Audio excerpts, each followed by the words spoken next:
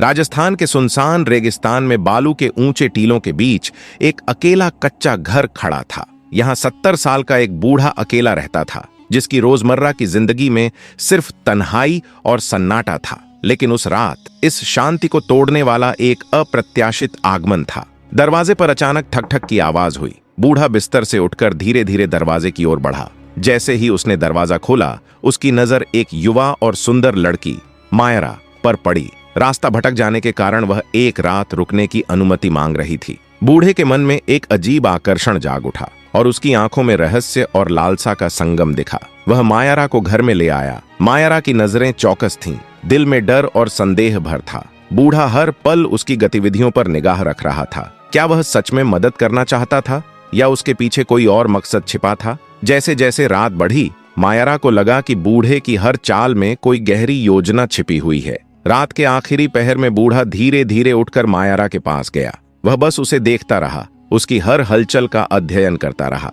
अचानक मायरा उठ बैठी, डर से उसकी तरफ देखती रही, लेकिन बूढ़ा केवल ठंड और सुरक्षा का बहाना देता रहा। उसकी आंखों में अब केवल लालसा नहीं, बल्कि वर्षों की एक अनकही प्यास भी थी। सुबह होने पर मायरा ने बूढ़े से काफिला आने का सवाल किया, लेकिन बूढ़ा चुप रहा। उसकी गंभीर नजरों में एक रहस्य छिपा था, जिसे केवल एक और रात ही खोल सकता था। मायरा अब समझ चुकी थी कि यह रात सिर्फ ठहराव की नहीं, बल्कि एक अनदेखी कहानी का पहला कदम थी, जो उसे उसके पति और उन छिपे हुए रहस्यों तक ले जाने वाली थी। सुबह हुई और मायरा ने धन्यवाद देकर घर से निकलने की तैयारी की। तभी बूढ़ा सामने आ खड़ा हुआ और गंभीर स्वर में बोला, तुम कहाँ जा रही हो? अजमेर यहाँ से बहुत दूर है और रात का समय भी खतरनाक है। उसने धीरे से मायरा का हाथ पकड़ते हुए जोड़ा। आज रात यहीं रहो, बस एक रात की बात है। मायरा गुस्से में हाथ छुड़ाकर बोली, क्यों?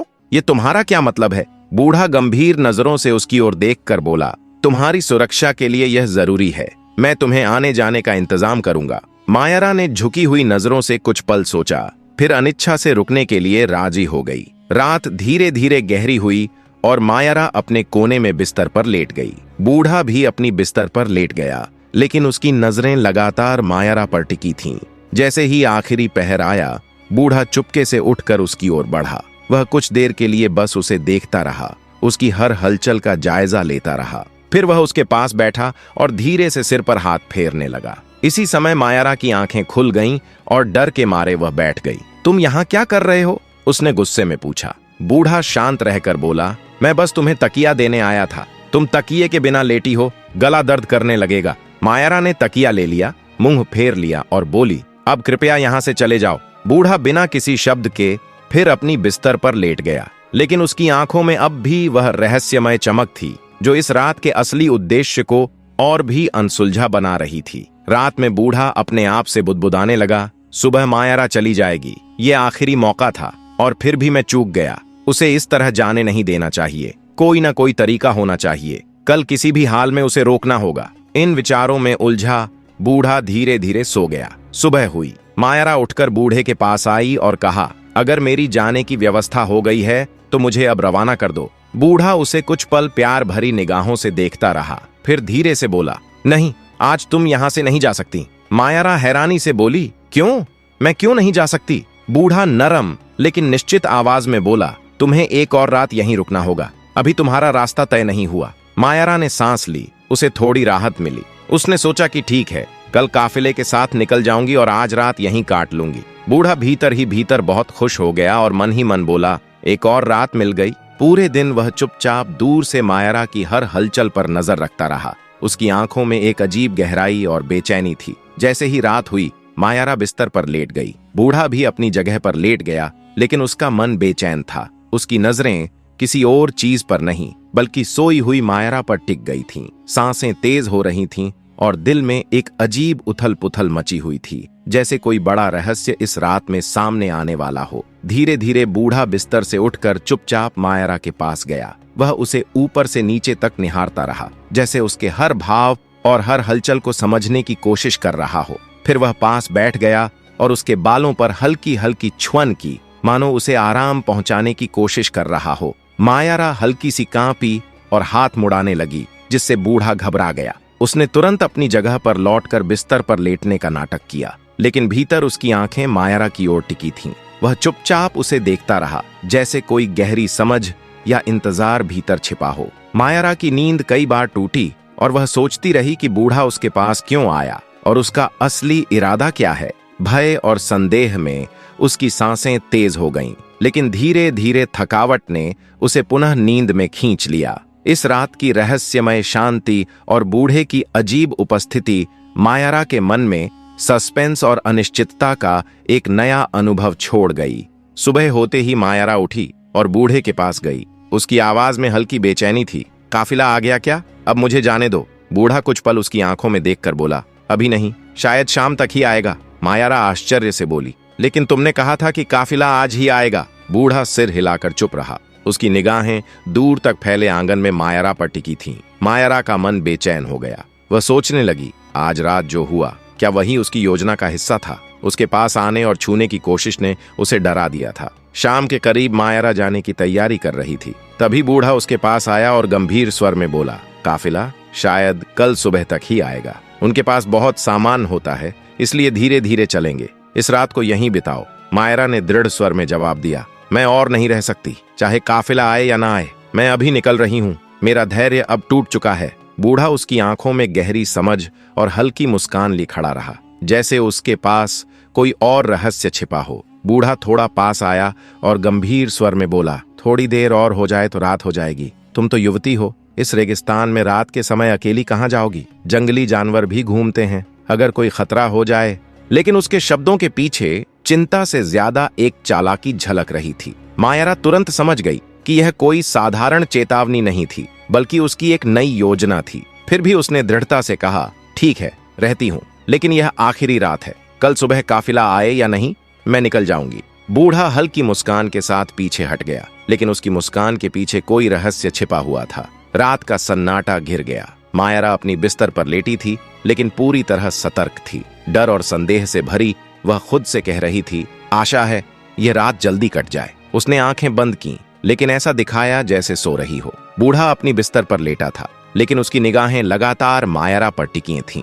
जैसे ही उसने महसूस किया कि मायरा पूरी तरह शांत है, वह धीरे धीरे उठा और उसकी ओर बढ़ा। वह कुछ देर खड़ा रहा, उसकी गतिविधियों को नापता हुआ। फिर वह मायरा के पास बैठा, केवल उसकी सुरक्षा और आराम का ख्याल रखते हुए। उसकी हर चाल सावधानी से भरी थी। जब मायरा हल्की हलचल हुई तो बूढ़ा तुरंत पीछे हट गया और अपनी जगह पर लौट गया। उसके हृदय में बेचैनी थी, लेकिन उसके चेहरे पर कोई डर या पछतावा नहीं था, सिर्फ एक अधूरी चिंता और गुप्त योजना का एहसास था। सुबह का उजाला झोपड़ी में फैल चुका था और मायरा उठकर सीधे बूढ़े के पास चली गई। उसकी आवाज में तीखी नाराजगी थी, तुम्हारा काफिला आया क्या, या फिर यह सिर्फ कोई नई बहाना है? बूढ़ा कुछ पल चुप रहा और फिर धीमे स्वर में बोला, काफिला अभी नहीं आया। मायरा के भीतर गुस्से की लहर दौड़ गई। मैं तो पहले ही जानती थी कि कोई काफिला नहीं आएगा। तुम मुझे किसी और मकसद से यहाँ रोक रहे हो। अब मैं और नहीं रुक सकती। वह झोपड़ी की ओर बढ़ी, पर अचानक बूढ़ा उसके सामने खड़ा हो गया। तुम यहाँ से नहीं जा सकती, उसने गंभीरता से कहा।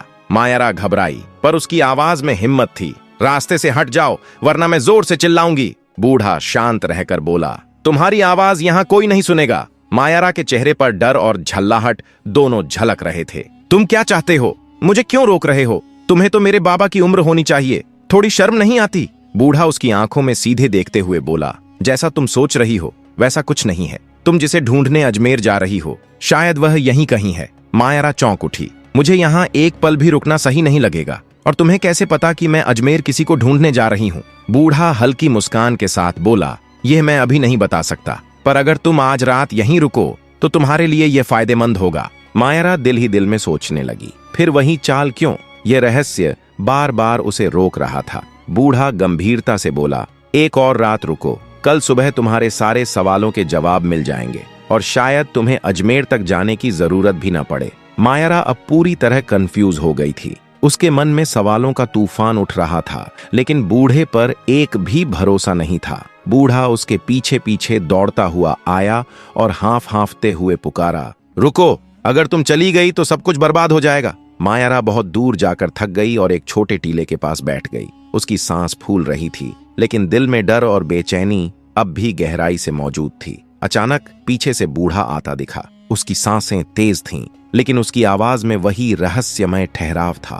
वह धीरे धीरे उसके पास आ खड़ा हुआ और दृढ़ता से बोला, मैं तुम्हें आखिरी बार कह रहा हूँ, उसी घर में वापस चली जाओ, तब शायद तुम्हें अजमेर जाने की जरूरत ही न पड़े। मायरा ने थकान और गुस्से के साथ कठोर स्वर में कहा, अगर कुछ है तो साफ साफ कह दो। बूढ़ा गहरी सांस लेकर बोला, उस बारे में अभी नहीं बता सकता। अगर अभी सब बता दूं तो सब बर्बाद हो जाएगा। पर एक चीज मैं कह सकता हूं, तुम अपने पति को ढूंढने निकली हो और यही कारण है कि तुम्हें अब रुकना होगा। मायरा यह सुनकर हक्के बक्के रह गई। उसकी सांस जैसे एक पल के लिए थम गई। हाँ, मैं अपने पति को ढूंढ रही हूँ। वह कई दिनों से लापता है। मैंने हर जगह खोज की। अब अजमेर की ओर जा रही हूँ। लेकिन तुम्हें यह सब कैसे पता? वह चकित और डर के मिश्रित भाव के साथ बोली। बूढ़ा गंभीर स्वर में जवाब दिया, मुझे सब पता है, लेकिन तुम्हें मेरे साथ एक और रात यहाँ बितानी होगी, तभी मैं तुम्हारे सारे सवालों के जवाब दे पाऊंगा। मायरा इस अजीब शर्त को सुनकर अंदर से हक्का बक्का रह गई।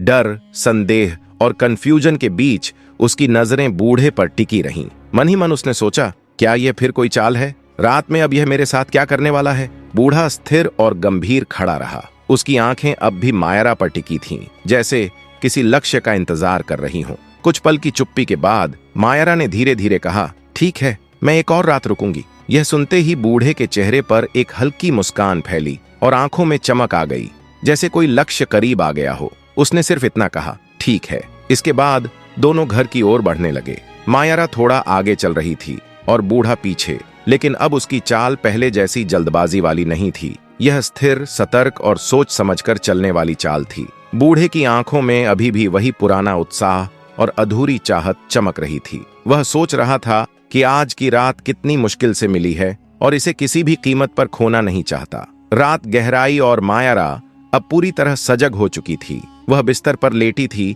लेकिन आंखें खुली थीं, अपने भीतर एक हल्की डर और सतर्कता के साथ। वह धीरे धीरे अपने आप से बातें कर रही थी, हर शब्द में सावधानी और सतर्कता बरत रही थी। बूढ़ा अपनी बिस्तर पर बैठा, नजरें मायरा पर टिकाए, जैसे उसकी हर हलचल को पढ़ रहा हो। जब रात का आखिरी हिस्सा आया और उसने देखा कि मायरा की आंखें धीरे धीरे बंद हो रही हैं, तो वह धीरे धीरे उठ खड़ा हुआ। वह उसके पास गया और चुपचाप बैठ गया। उसकी नजरों में अब सिर्फ इंतजार था, कोई पछतावा नहीं। उसने मायरा को प्यार भरी दृष्टि से देखा और धीरे से उसका हाथ थामा। लेकिन जैसे ही मायरा ने यह महसूस किया, उसने हाथ छुड़ा लिया और गुस्से में मुंह फेर लिया। बूढ़ा बिना कोई प्रतिक्रिया दिखाए चुपचाप अपनी बिस्तर पर लौट गया। उसकी आंखों में अब भी एक रहस्यमय चमक थी, इंतजार की चमक, जो अब उसके इरादों और भविष्य के रहस्य की ओर इशारा कर रही थी। सुबह हुई। पहली सूरज की किरण झोपड़ी की मिट्टी पर पड़ी और दीवार चढ़कर रोशनी अंदर आ गई। मायरा पहले ही जाग चुकी थी। उसके चेहरे पर नींद नहीं थी, बल्कि चिंता और डर के निशान साफ दिख रहे थे। अब वह बिना कुछ कहे, बूढ़े से कुछ न पूछे, वहां से निकलने का फैसला कर चुकी थी। जिस पल वह झोपड़ी से बाहर जाने की कोशिश कर रही थी, उसकी नजर एक कोने में बैठे किसी पर पड़ी। वहां एक युवक बैठा था, सुंदर और चमकदार चेहरा, साफ सुथरे कपड़े पहने, लेकिन उसका मुंह दूसरी ओर था। मायरा आश्चर्य से भर गई। वह उसके पास जाकर पूछी, तुम कौन हो? युवक धीरे धीरे मुंह घुमाकर उसकी ओर देखा। मायरा उसे देखकर स्तंभित हो गई, जैसे पैरों तले जमीन खिसक गई हो। वह जोर से चिल्लाई, यह तो मेरा पति रोहित है। वह दौड़कर युवक के गले में झपट पड़ी। उसकी आंखें आंसुओं से भर आईं।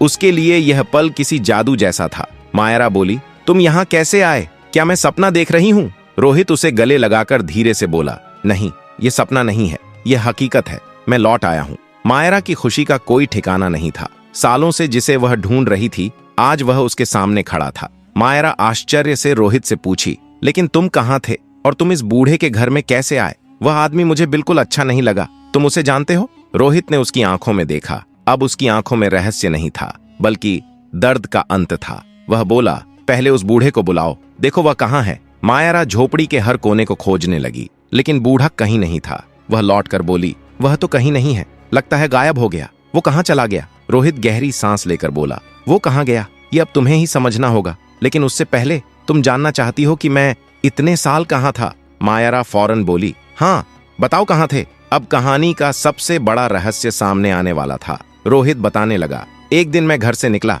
बाजार की ओर जा रहा था। रास्ते में मुझे एक बूढ़े आदमी और एक युवती दिखाई दी। बूढ़ा किसी साधु जैसा लग रहा था और लड़की बहुत सुंदर थी। मैं उनके साथ मजाक कर रहा था। उस लड़की से बोला, तुम इस बूढ़े के साथ क्यों हो? तुम्हें तो किसी युवक के साथ रहना चाहिए। लेकिन शायद वो लड़की कुछ जानती थी, उसके अंदर कोई रहस्यमय शक्ति थी। उसने मेरी ओर देखा, कुछ पढ़ा और अचानक मेरी ओर फूंक मार दी। एक पल में मैं उसी बूढ़े जैसा हो गया, मेरा चेहरा बिल्कुल वैसा ही हो गया। फिर उसने कहा, यही तुम्हारी सजा है, अब से पूरी जिंदगी ऐसे ही रहोगे।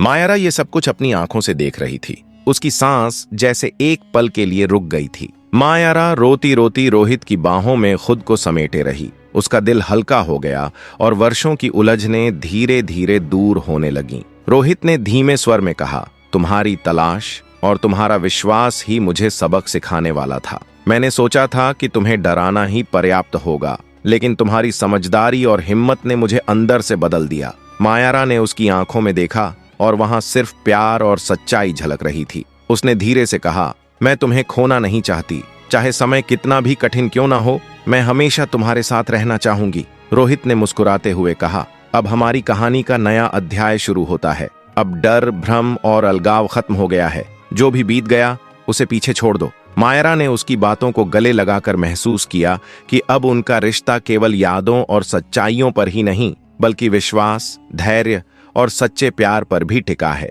उस सुनसान रेगिस्तान में सूरज की पहली किरणें दोनों के ऊपर चमक रही थीं, जैसे नई उम्मीदों और नए जीवन का संकेत दे रही हों।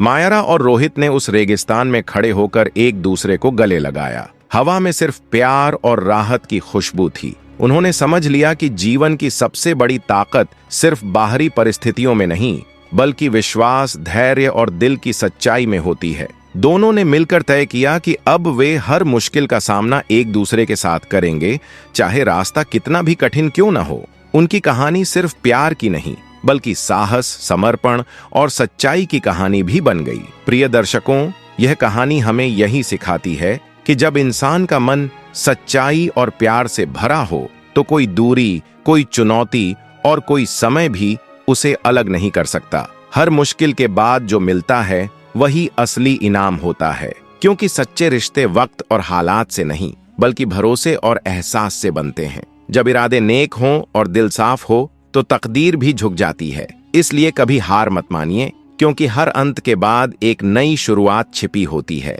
बस उसे पहचानने की देर होती है। जिंदगी में कई बार ऐसा होता है कि हालात हमारे खिलाफ लगते हैं, रास्ते बंद हो जाते हैं और हर दिशा में अंधेरा दिखता है। लेकिन याद रखिए, वही अंधेरा एक नए सवेरा बनने की तैयारी करता है। जब इंसान सच्चे मन से किसी चीज की चाह रखता है, तो पूरी कायनात उसे पाने में उसकी मदद करती है।